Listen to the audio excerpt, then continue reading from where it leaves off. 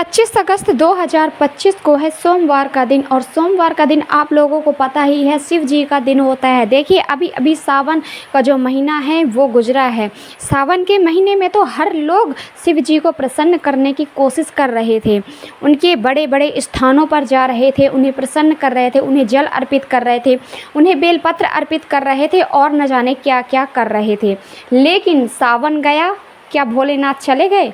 आप लोग भोलेनाथ को भूल गए? ऐसा नहीं होना चाहिए। जो भोलेनाथ के सच्चे भक्त हैं वो कभी भी नहीं भूल सकते हैं भोलेनाथ को। और सोमवार का दिन भोलेनाथ के लिए समर्पित होता है। तो आप लोगों के लिए आज हम ऐसा उपाय लेकर आए हैं भोलेनाथ से जुड़ा हुआ कि आप लोग एक छोटा सा उपाय कर लेते हैं तो भोलेनाथ आपसे प्रसन्न होते हैं।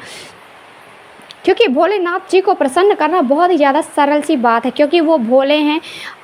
वो अपने भक्तों की प्रार्थना को ज़रूर सुनते हैं और बहुत ही जल्दी सुनते हैं, है ना। तो आपको भोलेनाथ को खुश करना है, क्योंकि सावन का तो महीना निकल गया है, लेकिन आप कभी भी खुश कर सकते हो भोलेनाथ को और उन्हें प्रसन्न करना भी चाहिए, है ना। तो आपको करना क्या है, बहुत ही छोटा सा उपाय करना है। अगर आप अपने जीवन में खुशियाँ लाना चाहते हो, आप चाहते हो कि आपके जीवन में कभी भी दुख ना आए, धन की कमी ना हो, सुख और शांति और वैभव से संपन्न रहे आपका परिवार, तो आपको एक छोटा सा उपाय करना है। देखिए सोमवार का दिन शिव जी के लिए होता है, तो शिव जी के लिए एक छोटा सा उपाय करना होता है। सुबह जब आप उठेंगे तो उठने के बाद फ्रेश होकर, नहा धोकर, स्वच्छ कपड़े पहनकर आपको एक लोटा जल लेना है। साथ में आपको एक बेलपत्र लेना है, क्योंकि एक लोटा जल हर समस्या का हल होता है। तो एक लोटा जल तो आपको लेना ही है। साथ में महादेव को सबसे ज़्यादा जो प्रिय है वो है बेलपत्र, एक बेलपत्र भी लेनी है। साथ में आपको यहाँ पर एक बहुत ही प्यारी सी चीज़ लेनी है, वो है आपको समी की पत्तियाँ। समी की पत्तियाँ नहीं है तो समी की पत्ती के स्थान पर आप चावल के दाने ले लीजिए। पूरे कितने लेना है आपको हम बता दें कि यहाँ पर आप 7 ले सकते हो, 11 ले सकते हो, 51 ले सकते हो, ऐसे आपको लेना है गिनकर, है ना। और आपको करना क्या है, आपको जाना है महादेव की शिवलिंग के पास। यदि आपके घर पर है महादेव का शिवलिंग तो आप इस उपाय को घर पर कर सकते हो, वरना आपको महादेव के शिवालय में जाना होगा जहाँ पर आपको महादेव का शिवलिंग मिले।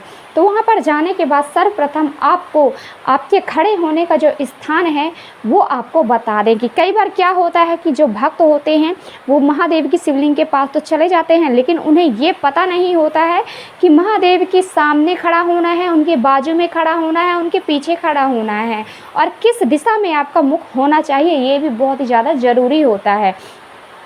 तो देखिए आपको हम बता दें कि जब आप शिव जी के पास जाएंगे, शिवलिंग के पास जाएंगे तो आपको महादेव की शिवलिंग के पीछे साइड आपको खड़ा होना है ना, पीछे साइड खड़ा होना है।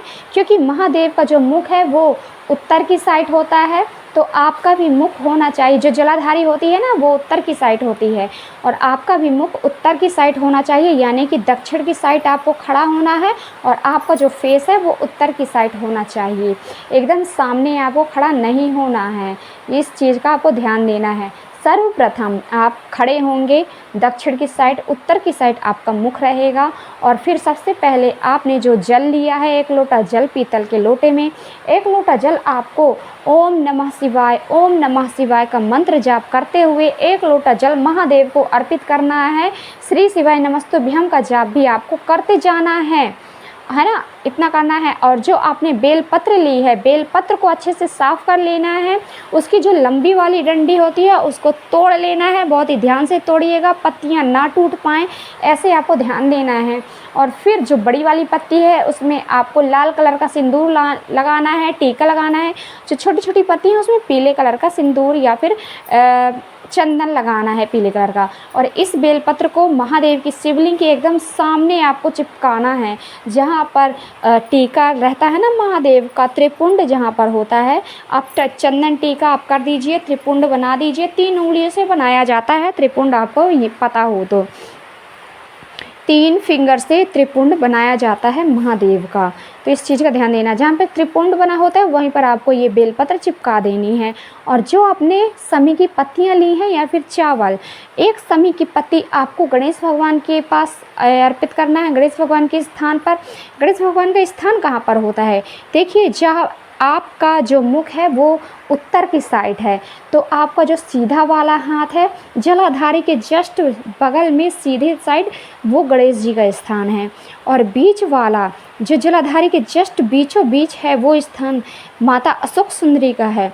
और आपके उल्टे हाथ के साइड जो स्थान है वो कार्तिकेय भगवान का है। और महादेव की जो कटी भाग है, महादेव जहाँ पर विराजमान है, वो जो स्थान है वो माता पार्वती का स्थान है।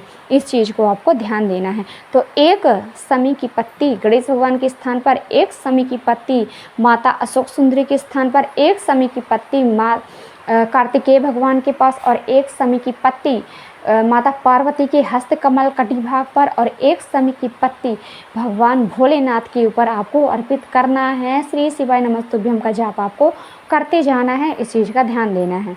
ये आपने कर लिया।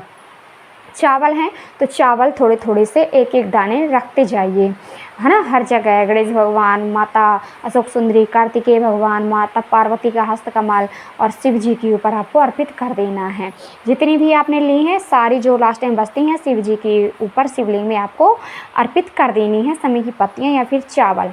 ये उपाय आप कर लिया आपने, है ना। अब आपको करना क्या है? आपको उनसे प्रार्थना करना है, महादेव से प्रार्थना करना है। और एक बेलपत्र आपको उठाना है। कहाँ से? देखिए, कई लोग चढ़ाते हैं बेलपत्र, और चढ़ी भी होगी या फिर शिवलिंग के आसपास होगी बेलपत्र। आपको एक बेलपत्र उठानी है। उठाने से पहले आपको महादेव से स्वीकृति प्रदान कर लेनी है, उनसे स्वीकृति ले लेनी है, आज्ञा ले लेनी है कि हे भोलेनाथ, हम आपकी एक बेलपत्र ले रहे हैं, और इस बेलपत्र में आप अपनी शक्तियाँ डालिए, आप अपना अस्तित्व डाल दीजिए, आप अपना आशीर्वाद दे दीजिए। इस बेलपत्र को करना क्या है? आप खुद ग्रहण कर सकते हैं। देखिए, जो भी आपको तकलीफ़ हो, जैसे कि आपके कमर में दर्द होगा, घुटनों में दर्द होगा, है ना, या फिर कोई भी आपको प्रॉब्लम हो, उस प्रॉब्लम का नाम लेना है, महादेव से प्रार्थना करनी है कि ये जो समस्या है हमारी, इसे दूर कीजिए। हम ये बेलपत्र आपका जो है इसे हम दवा के रूप में ग्रहण कर रहे हैं। आप हमारी इस समस्या को दूर कीजिएगा। आप अपने लिए कर सकते हो, या फिर आपके घर में जो भी व्यक्ति ज़्यादा बीमार रहता है, जिसके जोड़ों में दर्द होता है, जिसके कमर में दर्द होता है, जिसके और भी कई सारी बीमारियां हैं, तो आप अपने घर के व्यक्ति के लिए भी ये उपाय कर सकते हो। क्योंकि ये उपाय आप करते हैं तो जो हमारे पूज्य गुरुदेव हैं प्रदीप जी मिश्रा जी महाराज, उन्होंने बताया है कि आप एक बेलपत्र अगर हर सोमवार के सोमवार ग्रहण करते हो दवाई के रूप में, तो आपकी वो समस्या ज़रूर से ज़रूर पूरी होती है। बस आपका विश्वास सच्चा होना चाहिए, महादेव के ऊपर विश्वास होना चाहिए। तो ये जो समस्या है, ये समस्या आपकी दूर ज़रूर होगी। और ये उपाय आपको पूरे के पूरे 16 सोमवार आपको करना होता है। सच्ची श्रद्धा के साथ आपको हर सोमवार को महादेव के शिवालय में जाना होता है, एक लोटा जल अर्पित करना है और एक बेलपत्र अर्पित करना है। ये करने के बाद आपको एक बेलपत्र दवा के रूप में आपको उठा के लाना है। आप खुद ग्रहण कर सकते हो, आप अपने लिए कर रहे हो तो, वरना आप अपने घर के किसी भी व्यक्ति के लिए, माँ, पिताजी, भाई, बहन, भैया, भाभी, किसी के लिए भी, दादा दादी, किसी के लिए भी कर सकते हो उनके नाम से। तो ये बेलपत्र जो आपने उठाई है, स्वीकृति प्रदान करके दवाई के रूप में आपने ली है, इस बेलपत्र को आपको उस व्यक्ति को खिला देना है जो ज़्यादा पीड़ित है बीमारियों से। तो ये आप ज़रूर करें, आपका काम ज़रूर पूरा होगा। और देखिए, शाम के समय का उपाय हम बता दें। शाम के समय आपको करना क्या है? शाम के समय आपको एक दीपक तैयार करना है। इस दीपक को, ये जो दीपक है ना आपका, लंबी वाली बाती वाला होना चाहिए और इसमें घी होना चाहिए। घी आपको डालना है।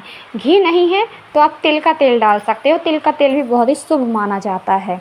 और इस दीपक को आपको प्रज्वलित करना है महादेव की शिवलिंग के पास। महादेव का शिवलिंग आपके घर पर नहीं है तो बेलपत्र का पेड़ होगा, बेलपत्र के पेड़ के पास आप इस दीपक को जला सकते हो।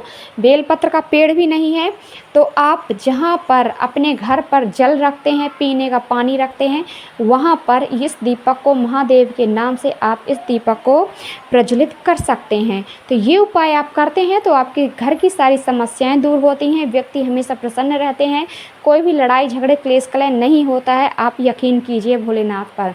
तो ये उपाय आप ज़रूर कीजिए। वीडियो को लाइक, चैनल को सब्सक्राइब करके जाइएगा, बेल आइकन को प्रेस करना ना भूलें ताकि आपकी हमारी जो वीडियो की नोटिफिकेशन है सबसे पहले आप तक पहुंच पाए और आप हमारी वीडियो का लाभ उठा पाओ। तो चलिए हम मिलते हैं हमारी नेक्स्ट वीडियो में। तब तक के लिए आपका दिन शुभ हो, मंगलमय हो, यही कामना रहेगी मेरी हमेशा ईश्वर से। हर हर महादेव, जय शिव शंभू, जय हो भोलेनाथ की।